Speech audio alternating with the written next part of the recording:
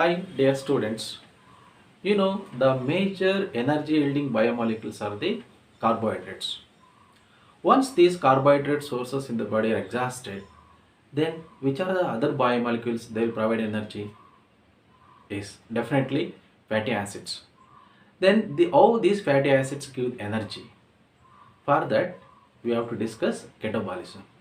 So then let us see oxidation or catabolism of fatty acids. So this catabolism of fatty acids is studied under three levels. Before oxidation of fatty acids, they should undergo activation, that is activation of fatty acids. Second thing is transportation of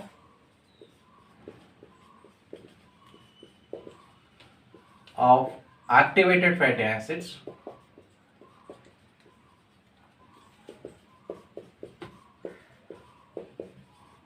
Third one is beta oxidation of fatty acids. Out of these three, first of all, let us discuss activation of these fatty acids. Activation of fatty acids takes place in the cytoplasm when it comes in contact with the outer mitochondrial membrane. So the fatty acids, they have the carbon skeleton with n number of CH2 groups, then CH2, CH2, COOH. It is a general fatty acid structure. Carbon skeleton, n number, maybe if it is a C16, it is palmitic acid. Like that, one example I have taken. So then it will combine with the coenzyme A, CoA-SH, so that the activated fatty acid will be CH3, CH2 taken n time, CH2, CH2, CO. In that place, sulfur make the bond with carbon, yes, CoA. Then here the remaining will be this part, okay, water. So then it's an endergonic reaction. Energy required for this reaction is given by ATP. It will be converted into AMP plus PPI, inorganic pyrophosphate. So here the coenzyme A will be added to fatty acid, then fatty acyl CoA is synthesized by the enzyme fatty acyl CoA synthetase. Fatty acyl CoA synthetase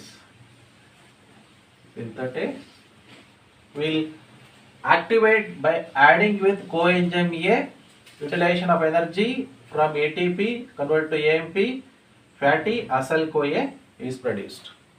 So this is the activation part of fatty acid. When coenzyme A is present, then this fatty acid is called as activated fatty acids. This is the first part of fatty acid activation. So next is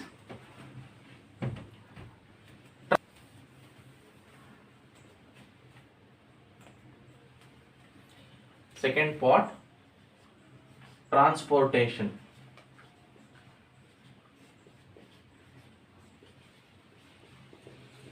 Of transportation of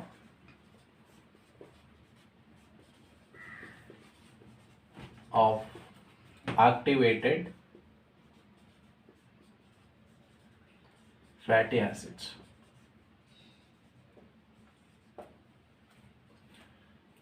So this activation is given fatty acyl CoA, or simply it is called as acyl CoA. So generally we can write R C O S CoA. So this activation happened at the outer mitochondrial membrane. So let us take in the outer mitochondrial membrane.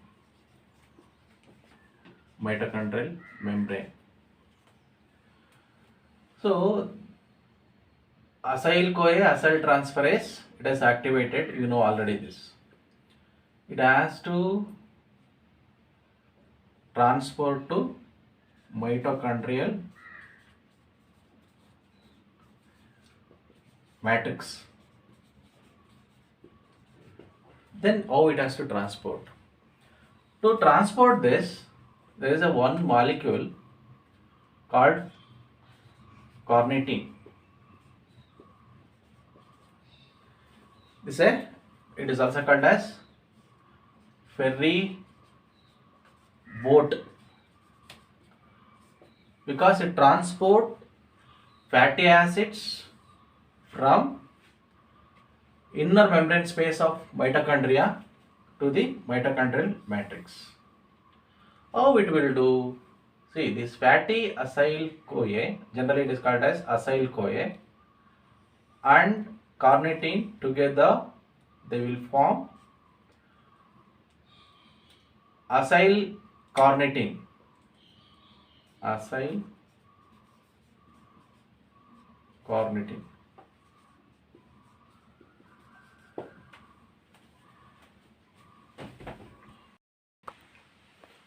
Acyl carnitine is produced by the enzyme carnitine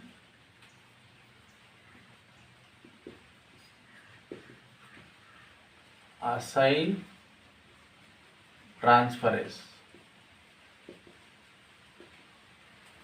Okay, then this acyl carnitine, so let us take, it is the inner mitochondrial membrane. We have one protein here.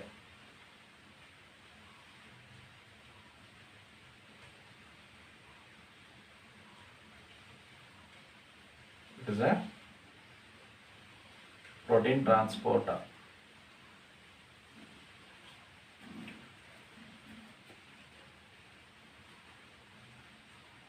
Acyl carnitine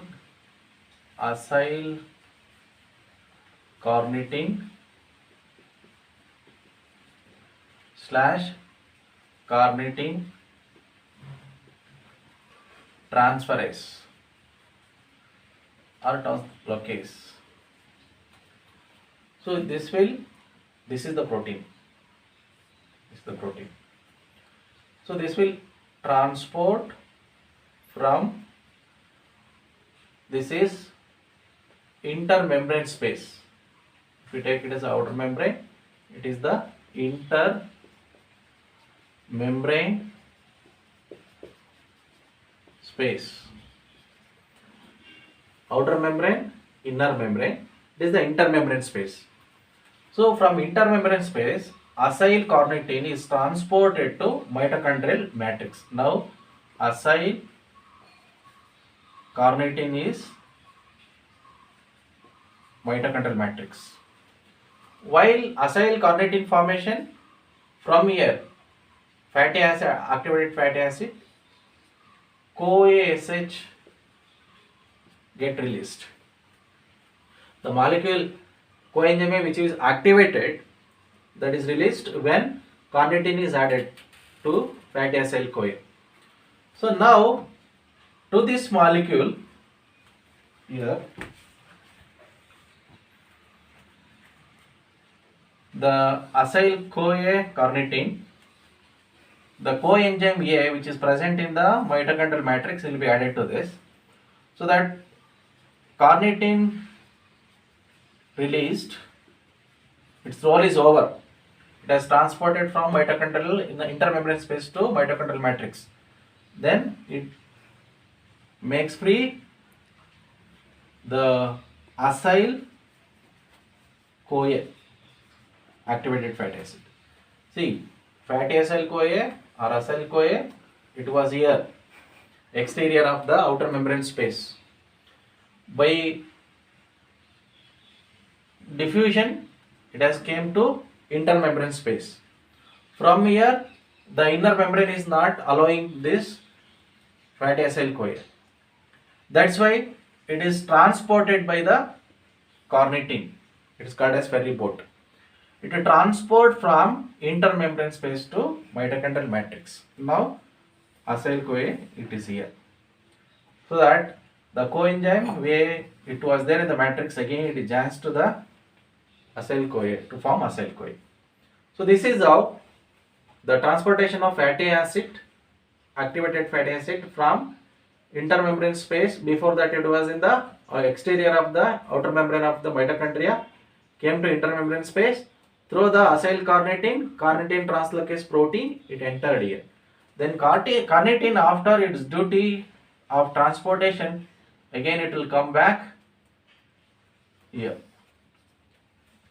Again it will do circle, again it transport. So like this, carnitine transport activated fatty acids to the mitochondrial matrix. It is the second part of catabolism of fatty acids. Next, third part, beta oxidation of fatty acids.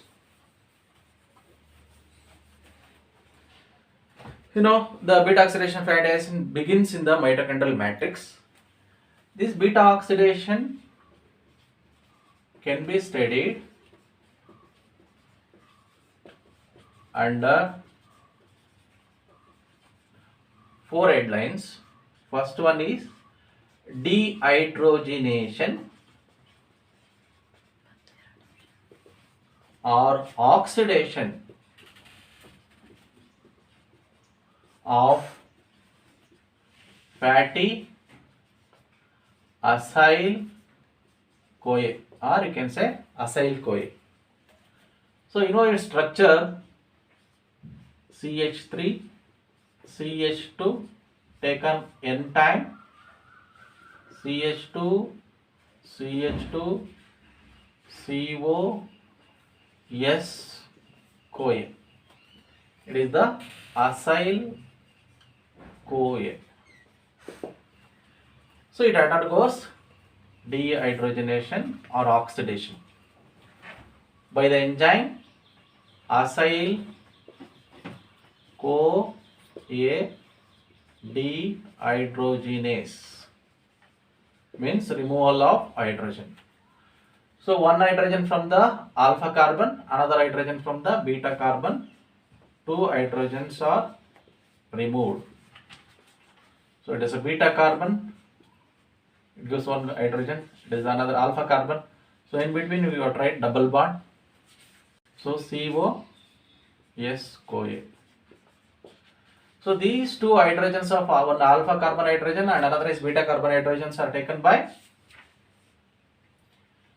FAD to form FADH2. Okay. So then here the molecule produced is fatty ene double bond enoyl CoA. Fatty enoyl CoA is produced.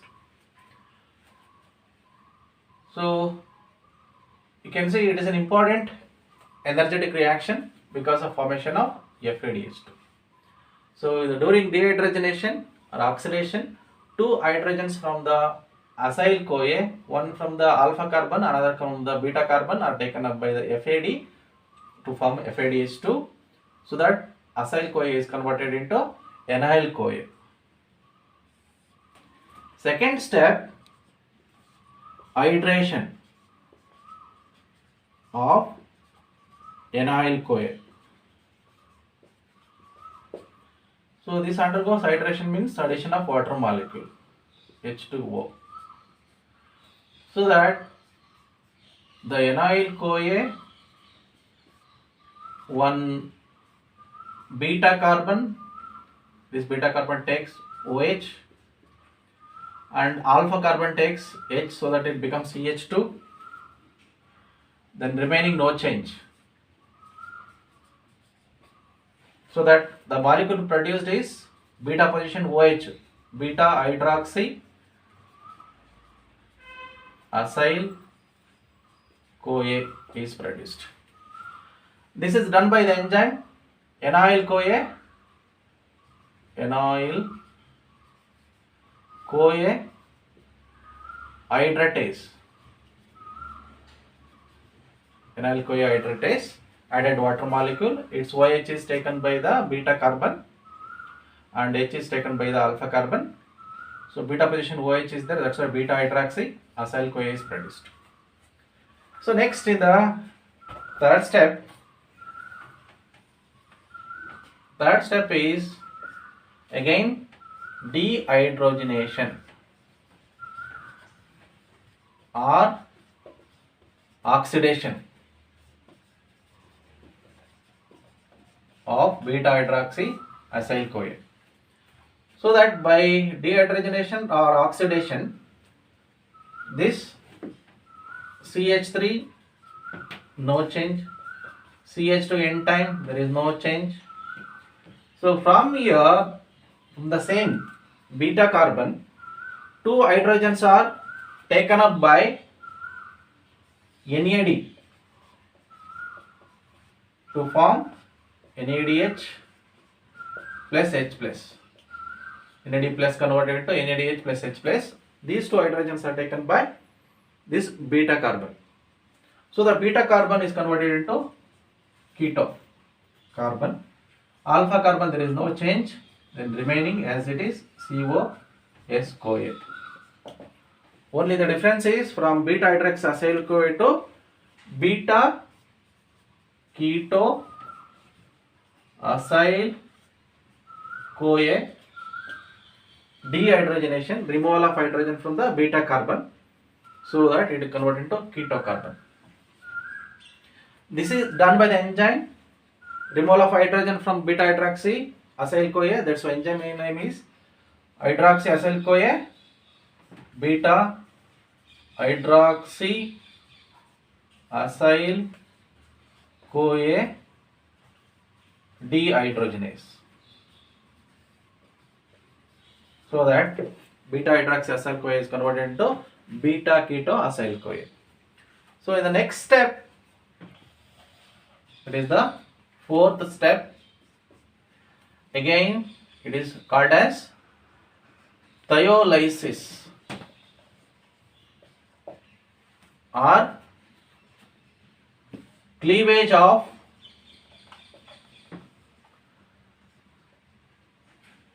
acetyl CoA from fatty acyl CoA. See, here in the beta keto acyl CoA, lysis takes place, so that hydrolysis takes place. H is taken by this CH2 and OH is taken by this keto carbon, so that CH3 CH2 taken n times, CO by taking H it becomes COOH. But in the meantime here coenzyme A is added, CoASH. To this place, in this place, that sulfur makes the bond, yes, CoA is added. Okay, so that hydrogen is taken by CH2 from CH3. Here water molecule addition is not required, addition of coenzyme A is required. The coenzyme say hydrogen is taken by this CH2 to form CH3 and CO takes S-CoA. S-CoA, it is written here. Then this part, by taking hydrogen, it will be CH3 CO S-CoA. It is acetyl CoA. So acetyl CoA produced. Then this is the fatty acid with N minus 2 carbon. 2 carbons are here. Still, if it is taken as 16 carbon compound, still 14 carbons are there. So again, this my N minus 2 fatty acyl CoA, again it comes to all these 4 steps. It will continue the pathway. So like this, beta oxidation of fatty acids are discussed under 4 headlines: dehydrogenation of fatty acyl CoA, hydration of acyl CoA, dehydrogenation or oxidation of this beta hydroxyacyl CoA, cleavage of acetyl CoA to form acetyl CoA, cleavage of acyl CoA, this is acyl CoA to form acetyl CoA. Acetyl CoA is produced. So that is what is thyrolysis. This is enzyme done by the fatty acyl CoA acyl transferase. Acyl CoA acyl transferase, or it is also called as thiolase. The enzyme is thiolase because it is acting on sulfur carbon. Sulfur carbon bond is made. That's why sulfur thio refers to thiolase enzyme. It will do this activity. So that beta oxidation of fatty acid is very simple. It is stated under 4 headlines: dehydrogenation, nothing but oxidation. Then this is hydration, and again dehydrogenation or oxidation, and thiolasis. So with O heart, you can study this beta oxidation of fatty acids, and at each step, each cycle, acetyl CoA is produced. And you know very well, this acetyl CoA will enter to Krebs cycle to give its energy content by producing NADH and FADH2. So this is what we studied now. The energy requirement is needed when carbohydrate sources are exhausted. The fatty acids will give energy. Before giving energy through the beta oxidation, it has to undergo activation. So in the outer membrane of mitochondria, then it has to transport to inner mitochondrial matrix, so that the transportation is done with the help of carnitine. So with this, we can conclude this today's discussion. Thank you.